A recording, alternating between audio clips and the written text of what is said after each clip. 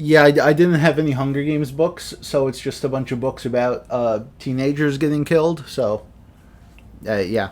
Do you guys remember the member berries? Hey, remember Ghostbusters? Oh, I remember. They were a bit on South Park about 10 years ago now, and they were all about how certain individuals and organizations push nostalgia onto people to put them in a happy mood, to make them compliant. And when people are in that state, it's easier to push their, more nefarious agendas on them. Remember when marriage was just between a man and a woman? I remember. Oh, I remember. Yeah. Plotline, of course, infamously ended with the member berries taking the White House, and it's not relevant to the video at all. I was just thinking about it. But with that being said, remember the Hunger Games? Oh, I remember. Oh, remember. Yeah, I remember. It was an extremely popular dystopian trilogy written by Suzanne Collins, and I have talked about it many times on this channel, as well as its 2020 revival book, A Ballad of Songbirds and Snakes, which was the first prequel novel. It was a book I read with my book club about a year and a half ago, and man did it suck. So of course, when the newest one came out, my book club hopped on it yet again, and my thoughts are a little more complicated this time, actually. So if you want to hear what I think of the other books, check out my Ballad of Songbirds and Snakes review. Today it is going to be all about Sunrise on the Reaping, the story of the 50th Hunger Games. I am going to assume you all know what the Hunger Games is, because I'm not really going to be getting into the full lore backstory here. I'm also going to assume that you don't care about spoilers. This is going to be a spoiler-filled video. I know the book is very new, so just putting that big warning out there in case you do care about spoilers, you haven't gotten to it yet. Though literally, how could this book be spoiled for you if you've read any of the other books? The book follows 16-year-old Haymitch Abernathy, who is a very popular character from the original series, as his normal crappy life in District 12 is taken away as he is reaped into the 50th annual Hunger Games. But there is a twist this year, as it is the second quarter quell, and he is not just joined by one other District 12 tribute, but 3 others. That's right, there are going to be 48 players in this year's Hunger Games. I was very confused when this book was first announced. Not that the idea of a Haymitch book was crazy, because like I said, he's a fan favorite character. It definitely made sense in that regard. But in the novel, Catching Fire, there is a chapter that shows the 50th Hunger Games. Like the whole thing. It's abridged, obviously, but we see it all play out and how it ends. And of course, Haymitch is a very prominent character in the original trilogy, and we know his story. So how is this book going to justify its existence when we know already how it ends? Well, it can try. I mean, prequels do this all the time, you generally know where the story will end up, but you don't always know how it gets to that point. And there are interesting stories that can be told within those confines. While I didn't like Ballad, I do think that Ballad had an interesting idea, and the transformation of Coriolanus Snow could have been a very interesting story. It wasn't, but I don't think us knowing where he turns out was the reason for that. I just think it was a lame book. The fall of Anakin Skywalker to the dark side is something we all know is going to happen, but that does not stop a lot of very interesting stories from that era of Star Wars to take place. There's stuff you can do, definitely, and we see a different side of Haymitch here. We see him with his friends in District 12, with his family, his girlfriend, and we know it's all going to be tragically taken away. So, what is Suzanne Collins going to do to show us here to make this an engaging story? This was a weird book. I think it tries to do and say a lot, but doesn't really end up doing or saying anything. The first half of this book follows Haymitch, starting in District 12, then going through the same process of events that Katniss went through in the original Hunger Games book. You're not really getting anything new or interesting in that regard, but what is new, and admittedly more interesting, are the characters we're going through this journey with. I think that probably the strongest aspect of this book is Haymitch and his relationship with the other District 12 tributes, being Luella, Maisie, and Wyatt. These are all characters, who have very different lives and aren't very compatible with each other, but of course through the trauma of going through the Hunger Games prep, they all start to bond and form a really strong connection. And it made this section of the story definitely more interesting, but for all the attention these new characters are getting,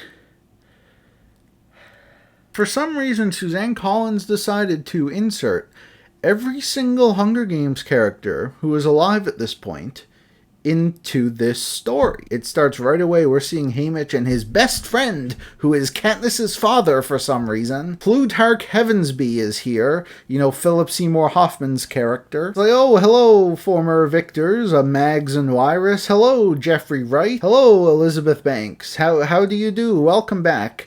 It's like the goddamn Smash Brothers. Everyone is here. Literally everyone is in this book, whether it makes sense or not. Like, how did Haymitch meet every single one of these characters in the span of 3 days? Sure, it makes sense for some of these characters to be here. Caesar Flickerman, President Snow, all them who are always there. You mean to tell me that, the 2 victors who were randomly picked to mentor District 12 were Mags and Wyrus?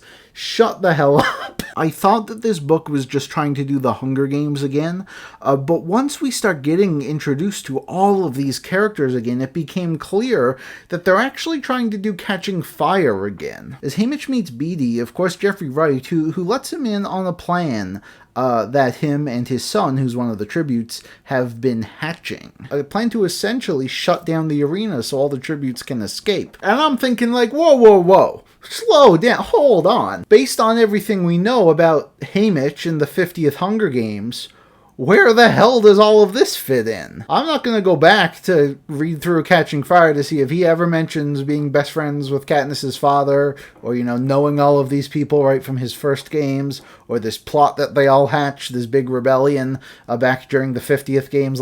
I'm not going to be the retcon police here. I'm sure someone else will do that. But it's a bit much, I gotta say. Suzanne here really, really forcing the Catching Fire nostalgia on me, and I don't really understand the point of it. Because, of course, going back to the big thing, we all know how this plays out. We know Haymitch is the only survivor. We know that there is no successful rebellion here. What are we doing? I genuinely don't know what we're doing. Stuff with the new characters was interesting. It throws a bit of a curveball your way in that the younger District 12 tribute, Luella, actually dies in a chariot accident. She gets yeeted and her head just splats like a watermelon. And they replace her with this brainwashed prisoner girl who they call Lulu. It's a pretty messed up part of the plot that I thought might be building up towards something interesting, but oh yeah, President Snow meets Haymitch. He's like, oh, you're dating one of those Covey girls? Ah, really makes you think, doesn't it? Oh. Shut up, man. Anyway, so we get into the second half, which is the actual Hunger Games. Oh wow. I criticize Ballad for, being very boring on the Hunger Games front, thinking that if we moved, the POV back into the arena, we'd be getting some more engaging stuff. For such a high-profile Hunger Games, with 48 tributes, man, I could not believe how boring this thing was. And it's for 2 reasons. The first one being that so much of these Hunger Games is focused on the rebellion plan. Haymitch and his allies trying to find each other so they can put these events into motion to flood the arena, shut everything down, plant bombs or whatever. It is a big driving force and plot point for this story and for the suspense. But because we know it fails, it has to fail, it really takes away all impact that it has. And then the other reason why these games are so dull is just the repetition. The whole thing is literally just giant event kills off a ton of the tributes. Haymitch finds an ally, that ally dies. Repeat 4 times. That's it. There's nothing exciting or suspenseful going on in these games. And the fact that we know how it ends, not just that Haymitch survives, but we're literally given the final battle play-by-play in Catching Fire, it really just wipes out all suspense that this book has. And it's crazy because I look back at the original Hunger Games book. That was a book, I'm pretty sure it was shorter than this book, and so much happens, so many interesting and suspenseful things happen in those games. Katniss dealing with the beehive, blowing up all the food, meeting seeing Rue dying. Then she meets PETA, has to nurse him back to health. They go to the feast at the cornucopia. There's a big battle. Then the mutts come out. Like, so much stuff was happening in those games in such a short amount of time, and here it's just the same thing over and over again, and it's nothing really new or interesting. The arena does have this gimmick that everything is poisonous, which is pretty cool, but it's just like, okay, we know Haymitch will be fun, we know everyone else is going to die, and we look at the only characters we care about. Okay, Maisily, we know how she dies thanks to catching fire. Wyatt dies in the bloodbath, and then there's Lulu. What was the point of Lulu, man? Seriously, was it just to show how the Capitol is messed up and will do, like, twisted things? Okay, we've all read Hunger Games, we know they could do it.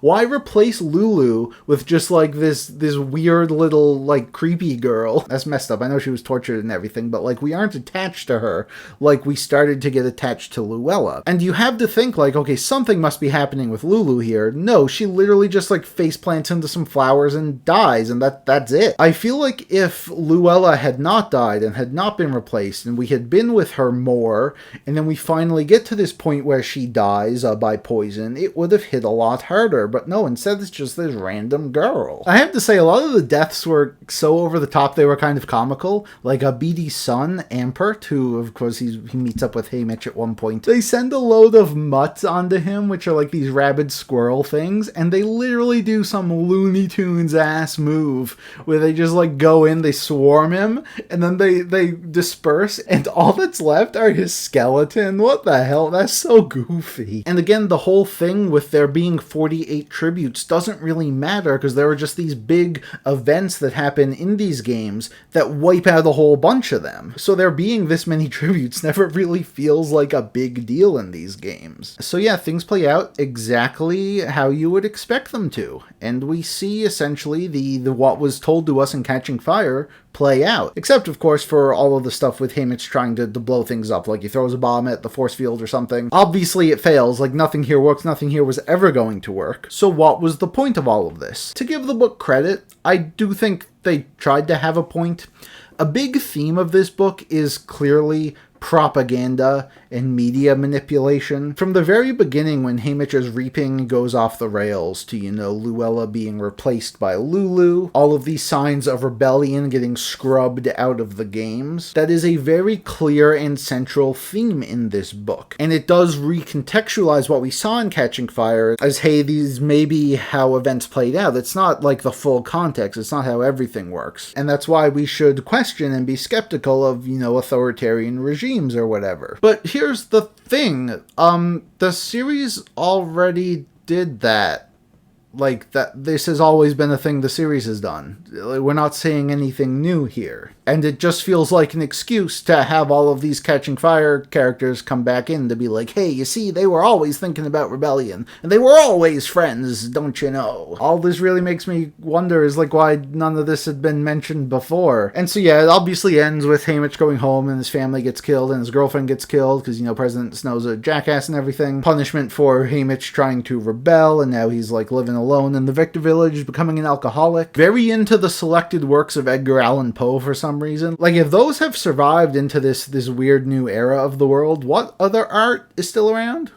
Who knows, man? They do this really obnoxious, like, crossover to tie it back into Ballad of Songbirds and Snakes, where he, like, goes to Lenore Dove's grave, which is right next to Lucy Gray's. But they're also like, ooh, Lucy Gray, we don't actually know if she's dead. She could still be out there. I can't wait for her to return as an old lady in the Finnick book, which I'm sure will be next. And Plutarch's like, don't worry, Haymitch, we'll get the rebellion going someday. Then we flash forward to the ending, which is set after Mockingjay, where Haymitch is like, I'm finally ready to tell my story to everyone. I'm just like, God.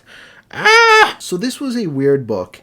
Again, I do think it was trying to say things.